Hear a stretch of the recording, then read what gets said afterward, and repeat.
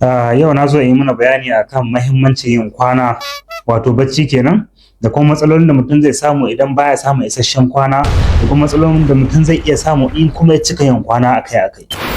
Wato ana so mutum ya samu aƙalla awa 7 zuwa awa 9. Wannan su ne normal awoyin da ya kamata a ce mutum ya samu dai aƙalla cikin rana guda a ce ka same su ka yi kwana.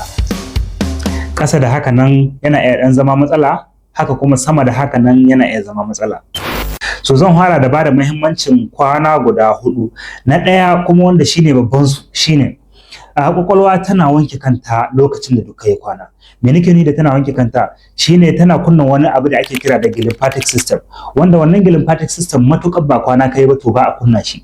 Amfanin shi shine zai je ya sa kwakwalwa ta wanke kanta, ta share kanta, duk wata matsala da ka samu lokacin da kake walke, duk wata guba da ka haɗu da ita ta hanyar numfashi ne, ko ta hanyar shan ruwa, ko ta hanyar cin abinci, ko ta hanyar dai kowace irin ko allura, kowace irin hanya dai ka haɗu da guba, to wannan lymphatic system ɗin zai je cikin kwakwalwa ya wanke ta ya tara wannan guba ya turo ta cikin jini sai a hitar da ita, wanda idan baka samun kwana to wallahi wannan abin zai ci gaba da taruwa. Daga ciki akwai wani abu da ake kira da beta amyloid protein, wanda in ya jima cikin jikinka ko da zaka kai shekaru sai ka samu ciwon mantuwa wanda ake kira da Alzheimer's disease.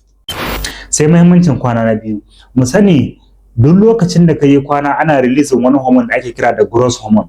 Wannan growth hormone amfanin shi shine ya je ya duba ya gani akwai inda kake da injury, akwai inda kila ka jimu ga tsokar ne ko ga kashi ko wani wuri ko ina dai ka jimu, zai je ya yi repairing, ya gyara wannan wurin da ya samu matsala.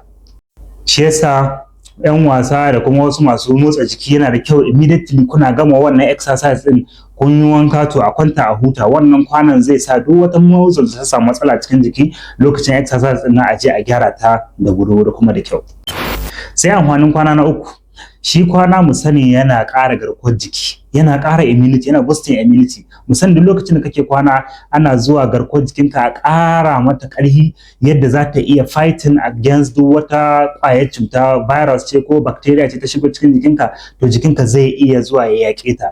Wanda kuma saɓanin in mutum bai samu ya kwana, jikin shi immunity din shi zai iya zama low, ya zama kowace irin cuta tana iya kama shi.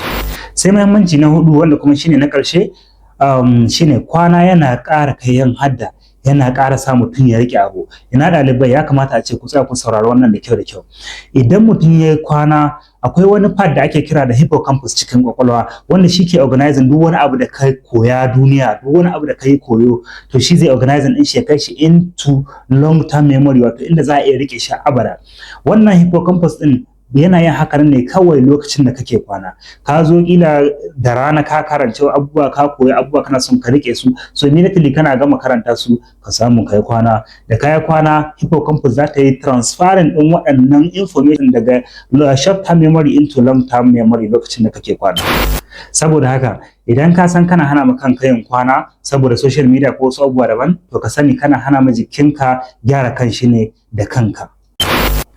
Don haka kwana da muka gani ba lalaci na ba, yawan yi ne shi an lalaci, amma ka san duk lokacin da kake kwana kwakwalwarka na can tana ta gyare-gyare, jikinka yana can yana healing, sannan kuma kana kulawa ne da lafiyarka nan gaba.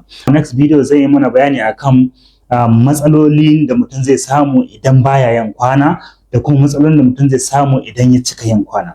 Sai anjima.